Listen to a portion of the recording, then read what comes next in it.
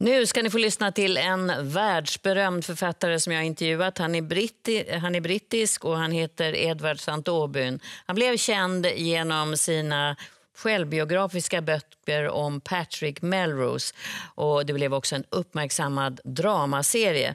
Nu är han aktuell med en ny roman om elaka stora systrar som försöker lura pengarna av sin pappa som är ohyggligt rik, en mediamogul. Och det här börjar med att han är inspärrad på ett mentalsjukhus av sina döttrar. Men det finns också en god dotter med här. Men framförallt så träffade jag författaren själv.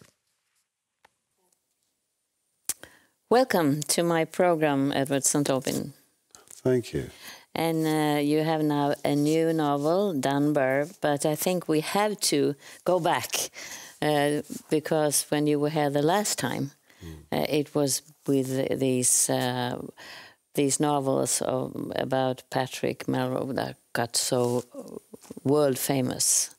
And I remember that you said being interviewed was not what you liked the most. No, it isn't. I think it's a strange thing for a writer because the communication is the work, and then the interview is a paraphrase of the work. So, in a way, what the writer wants to say is read the book. You know, and I also think someone like me is a writer partly in order to, because I'm a neurotic introvert. You know, I like being alone in a room and then communicating at long distance. But you told me that you've changed, and that is so interesting. I've been fatally smitten with the world of filmmaking because the Melrose books were turned into a television series, which I think it was done brilliantly. Were you afraid that they would not do it brilliantly, or that they would change your story?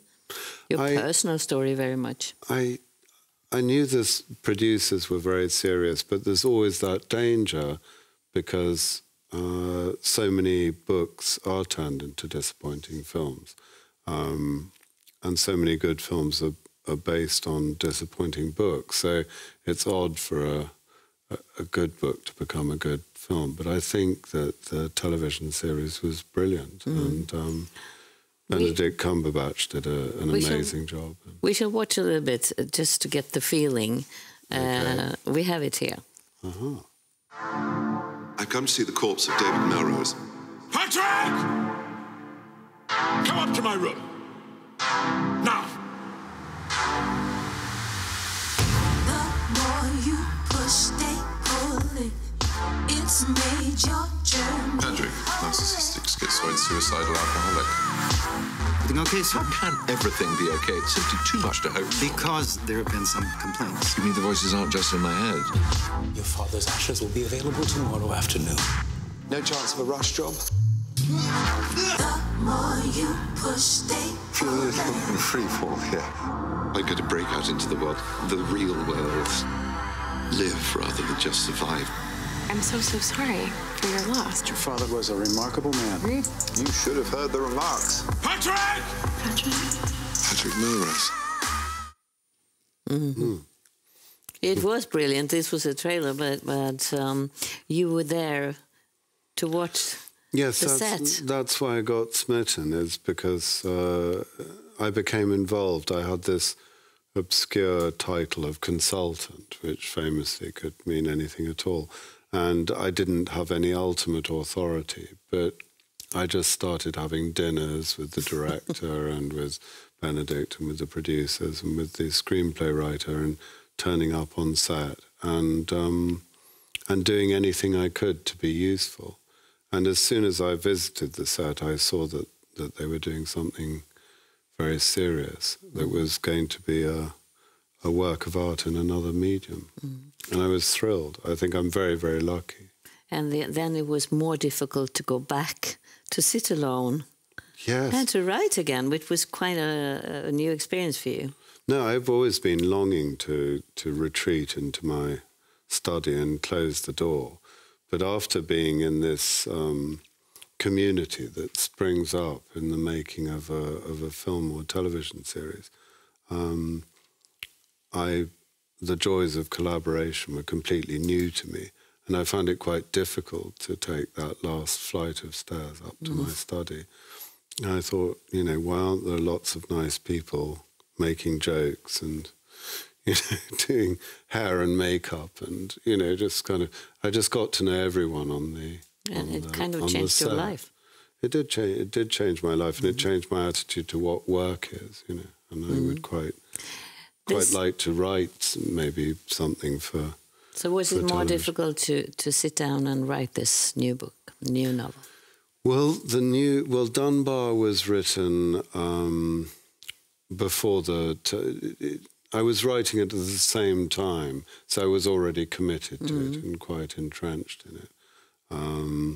And it was mainly done by the time the filming started.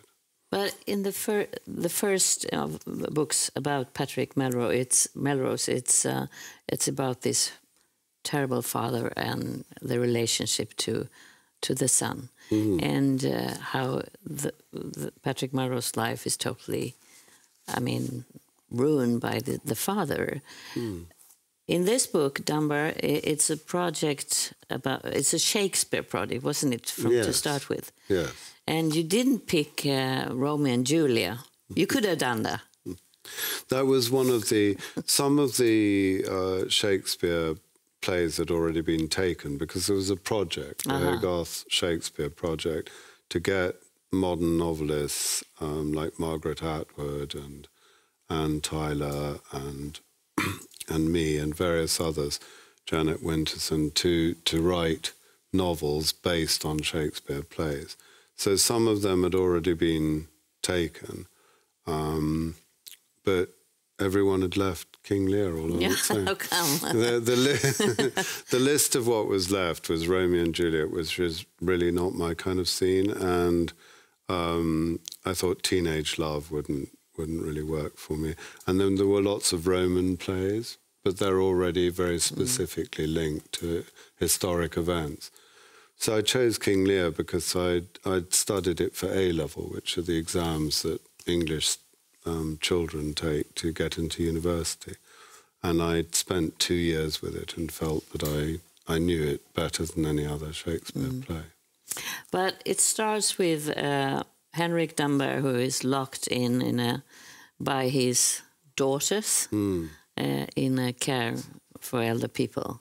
Psychiatric it's more than that. It's like a Soviet imprisonment, you know. So. But he learns from his another patient that you could just spit out the pills that you get, and then you will kind of create your own personality as you were before.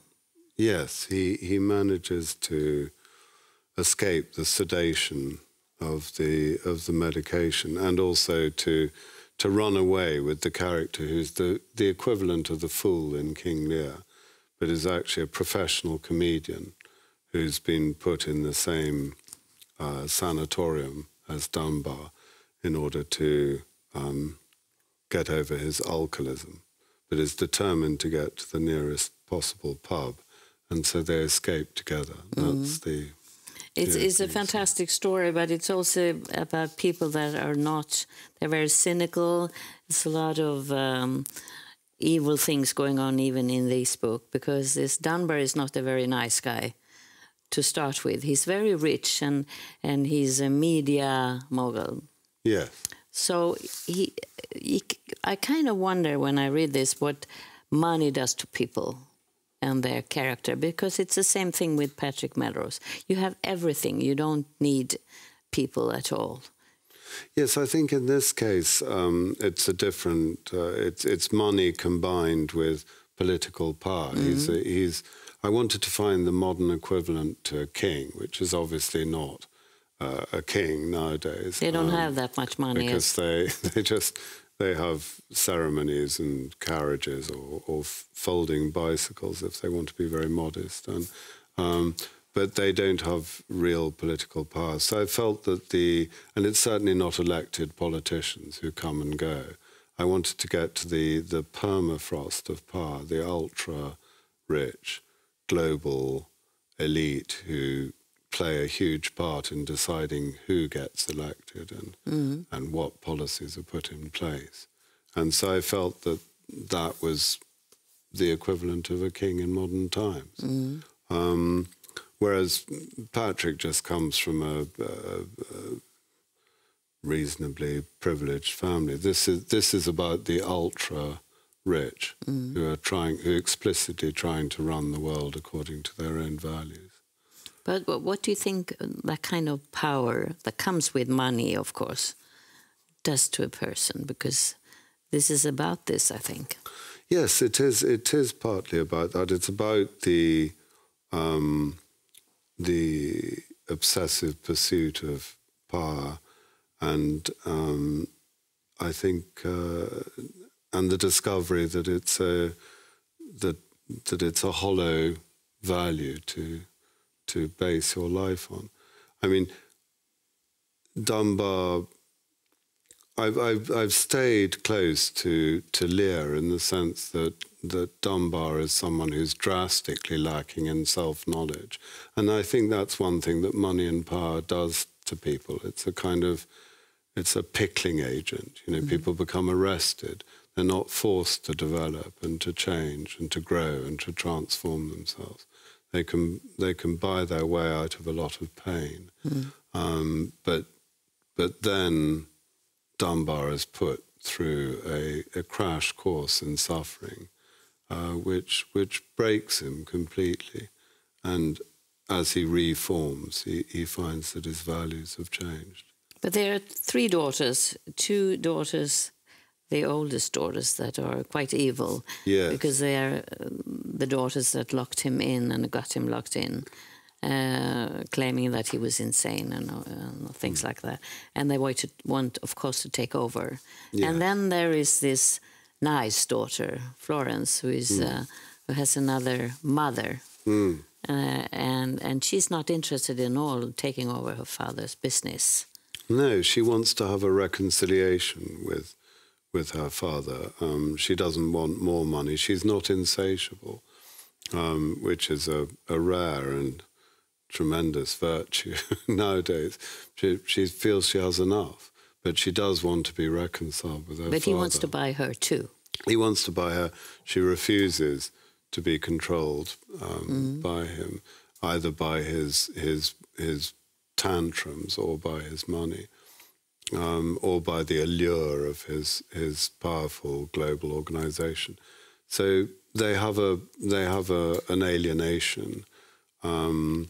And she wants to repair it, and so does he. And that's how he turns away from power and an obsession with power and money and control towards this longing for love and reconciliation. And then, as with Lear, the moment that's achieved, the moment that transformation is achieved, he's deprived of it.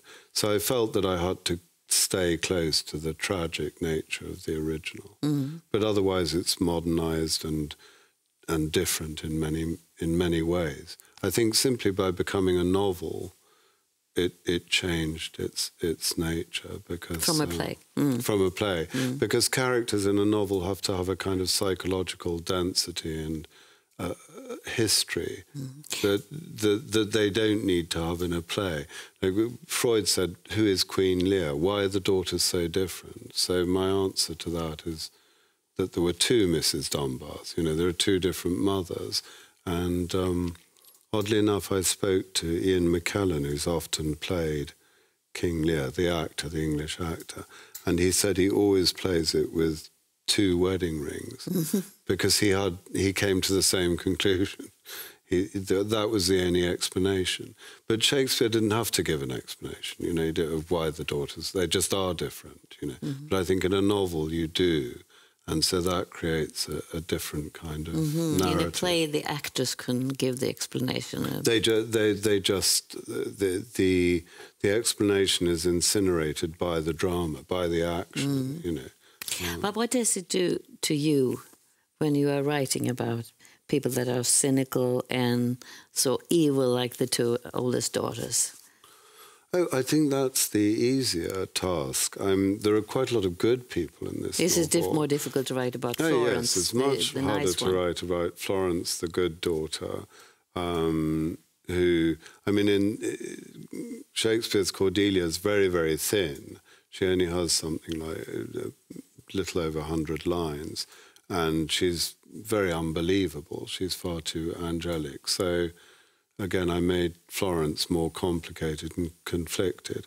But it's harder, famously, to make good characters interesting. Why do you think it's like that? Than villains.